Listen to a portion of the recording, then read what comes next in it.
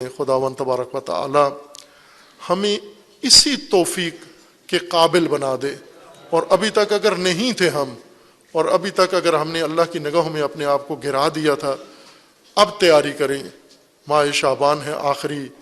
جمعہ ہے، اور اگلا رمضان شروع ہو جائے گا، اور اس ماہ میں ہم واپس آئیں۔ اگر اللہ نے دتکار دیا ہے تو واپس آنے کے لیے